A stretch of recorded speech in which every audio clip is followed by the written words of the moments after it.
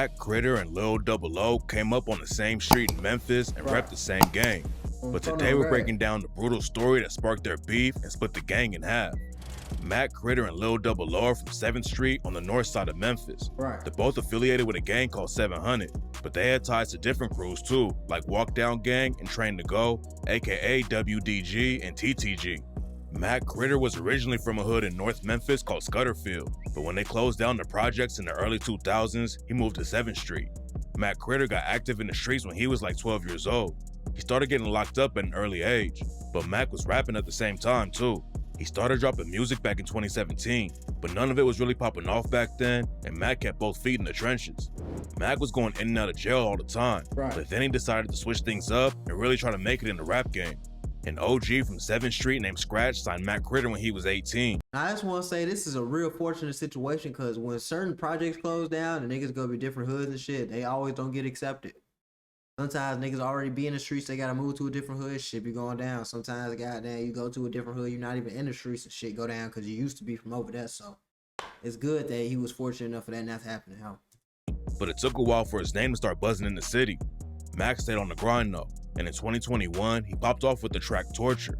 He shouted out 700 and Lil Double O on the track and rapped, "We really put niggas 6 feet. This shit forever. 700 GD. These hoes be talking like they know me. Ho, you don't know me, so please do not speak on me. Keep Tony G with me, and Lil Double O creep with me." Around the same time Mac Critter started popping off, his homie Lil Double O was making waves in the rap game too. They were linking up in the studio on tracks like Act Up, Laser Quest, and Gravedigger, and it looked like Mac Critter and Lil Double O were gonna take over the industry together. Both of them had connections to huge artists in the game too. Lil Double O signed a deal with Future's label, and Mac Critter linked up with Gucci Mane and signed to 1017.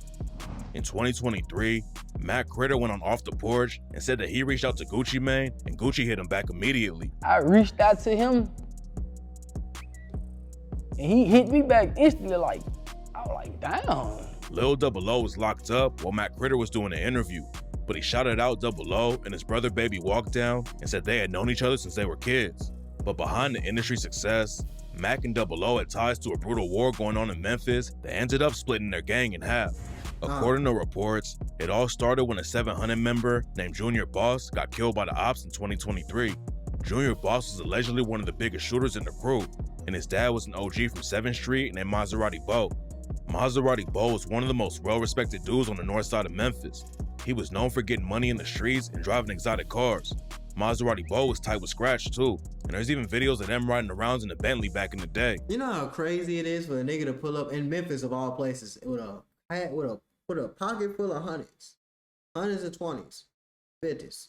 You know what I'm saying? You gotta have them 50s, like you gotta have them titties. But you know what I'm saying? Pull up with a wad of money on them, pocket full, 4PF for real, for 4PF was even, you know what I'm saying, a thing, and a Bentley, and a drop top behind them in the hood. A lot of people had to be, you know what I'm saying, taken off this earth for that to happen. That's all I'm saying about that, because that's street respect. That's different. Maserati Bo ended up getting killed in a car crash, but his son Junior Boss followed him into the street life and was allegedly putting in major work for 700. 700 used to be cool with another crew called EBG, but then somebody sparked a beef and they've been at war ever since. Rumors say that a dude from EBG named Muni started beefing with Lil Double O's brother Baby Walk Down, and that's how everything started. But it didn't take long for bodies to start dropping. Muni allegedly shot an OG from 700, so Junior Boss and a bunch of other 700 affiliates clapped back. They pulled up on Muni with 4 different cars and started letting off shots. Dang. It's not clear who actually killed Muni, but a lot of people claim it was Junior Boss who took him out. Junior Boss was also charged with killing a dude named Emmett Beasley, aka PSO Emmett, in 2021. Rumors say Junior Boss was putting major pressure on the ops, but in 2023, all the violence caught up to him. 700 also had beef with a set called 400, and in 2023, a dude from 400 named Zay Street slid into 700's hood and started letting off shots.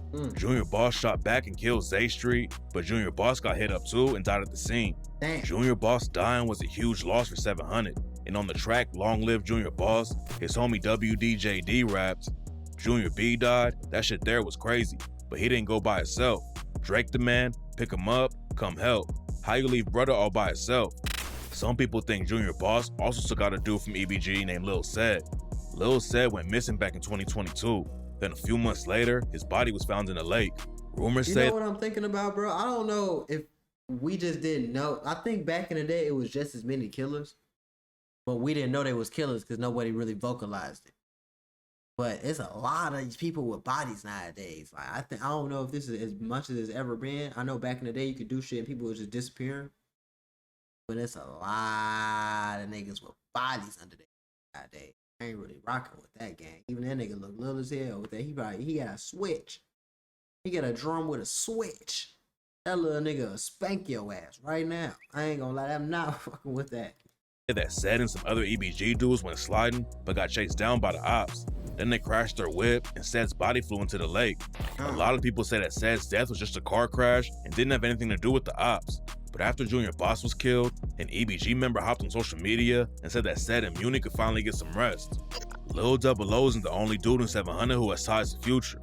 Rumors say that Future's been cool with them for years, and he shouted out Junior Boss on the track Ocean when he rapped, "Junior Boss went out, his gun blowing, always said he'd take a nigga with him. Rider Squad going on a rampage, 700 block killed niggas, madman." Damn. Before Mac Critter and Lil Double O's generation started putting on for 700, the dudes on 7th Street used to be called Murder Squad. The cops were always trying to take them down, and back in 2015, they got hit with a huge indictment and 16 members got locked up. Future got locked in with Murder Squad around 2014 through a dude named Zona Man, another rapper signed to Future's label Free Bands. Ever since then, Future started rocking with the younger members of Murder Squad heavy and became a mentor to dudes like Mac Critter and Lil Double O.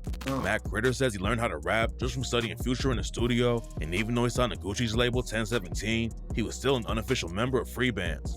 In 2018, Future dropped the track Cut on My Wrist and rapped, "I keep the city on my shoulders, carry around like a bag of stacks. I put a kid on a Bentayga, Dr. Miami, the ass fat. Nigga wanna play with the Murder Squad? Fuck around, I had to call up Scratch." After Junior Boss died, Mac Critter and Lil Double O started beefing out of nowhere. Mac Critter's brother Mac D hopped on live and said that some dudes from Walkdown Gang tried to shoot him, so he was trying to kill Walkdown Gang after that. Should've never shot at me. I'm trying to kill Walk Down Guy on my mama. I'm trying to take one head off. And I'm a troll every day. Ever since I was a kid, I've been in the middle. That's weird. The middle is all I've ever known. Then while Mac Critter So basically what you're saying is it's just I'm a piss on you and Vito Grave. Oh yeah, it's some street shit going on. It's some real street shit going on. I ain't gonna lie. We might never know what really happened, what really sparked that beef, but I can just tell some street shit going on behind the scenes. Cause whenever niggas was just cool like this and they just fall out, just be some crazy ass shit going on. and Mac D were on IG Live, Lil Double O hopped in the comments and said he was gonna piss on Mac Critter and his homie Vato's graves. Vato clapped back on IG and told Double O to keep his name out of his mouth, but then the situation got even more heated. Mac Critter said that Walkdown Gang isn't part of 700 and even started dissing Double O's mom.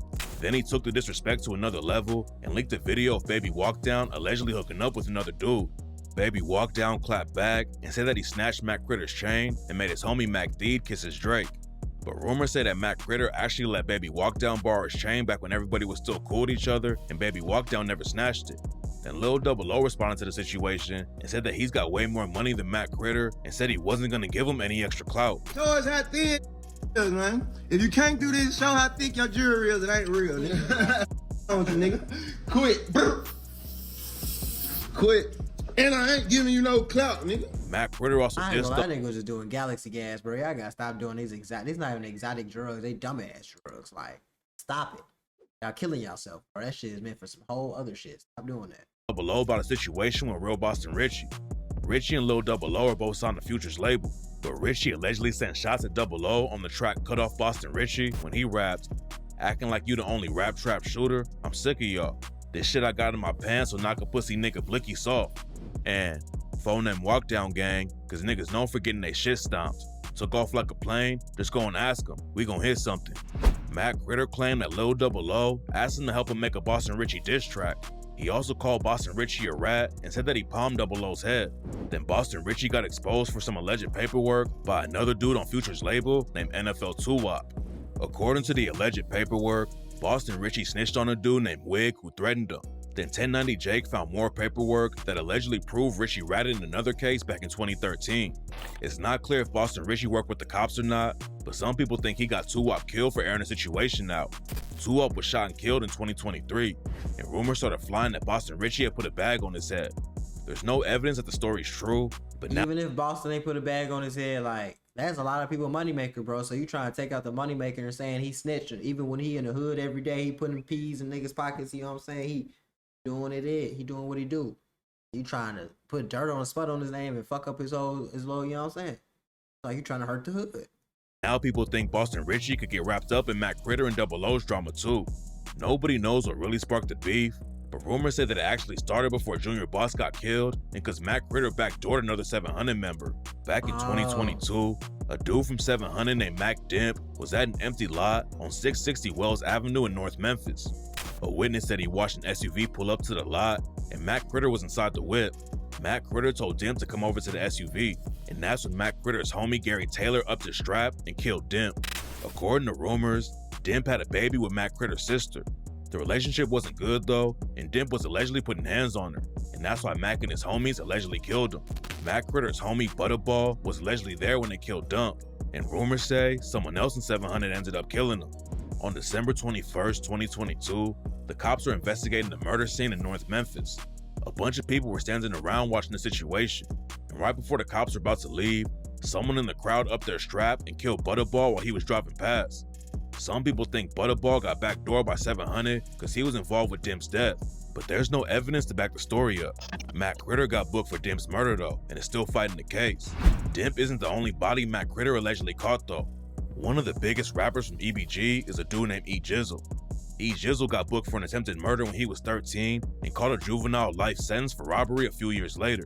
He skated on the case and got off for probation, but then E Jizzle got booked again for shooting up someone's whip. E Jizzle was putting work in the streets, but he also blew up in the rap game and worked with huge stars like Snoop Dogg. Even though he was on his way to hitting the mainstream, E Jizzle didn't leave the street politics behind and started beefing with Mac Critter.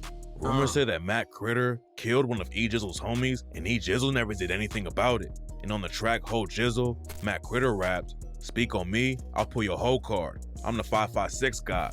Ho Jizzle spoke on me, I buried his homie. He won't tell that part."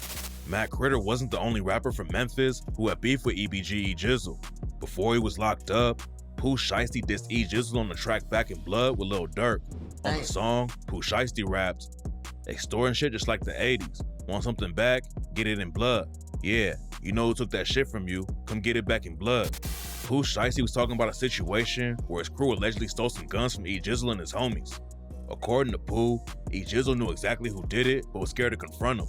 E Jizzle and his homie Moose Slime dropped a remix to Back in Blood, where they responded to the diss. They also talked about the situation in an interview, and E Jizzle admitted that Pooh Shiesty did steal some guns from them, but no one was home at the time, so it wasn't a big deal.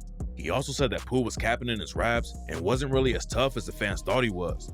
They kept trading disses on social media for a while, and E Jizzle dropped a few more diss tracks. Then Pooh Shiesty got locked up, so the beef died down, but it gave E Jizzle more exposure for his own music. E Jizzle's in jail right now, and Lil Double O is allegedly locked down on house arrest in Florida for gun and drug charges. Mac Critter's still free, but he allegedly still has the Dent murder case hanging over his head and could get locked up any day. Fans were shocked when Mac Critter and Lil Double I ain't gonna lie, that's why it's best just not to even get involved in street shit. Cause that's crazy that they used to be cool and now they just beefing. Now they want to kill each other, and you talking about your homie and walk down my homie and backdoor my homie, and it's just a lot of stuff that be going on. That's why street politics is crazy. And that's why when people be saying you 30, you jumping into the streets, you crazy. That's really what they be saying that for, cause you is kind of crazy. You 30, you don't know what's going on, you hopping in the street beef. That's how people DIE, for real. Like, you hopping in the beef, you don't even know who's who, what's going on, the 411 or no gang. Like, you don't even know faces. You can't even be outside and see a person and be like, yeah, that's the ops. Nah, gang. Especially with social media, niggas know what you look like, but you don't know what niggas look like. A-okay on that. You know what I'm saying? Take this as a sign to never get into the streets. Please.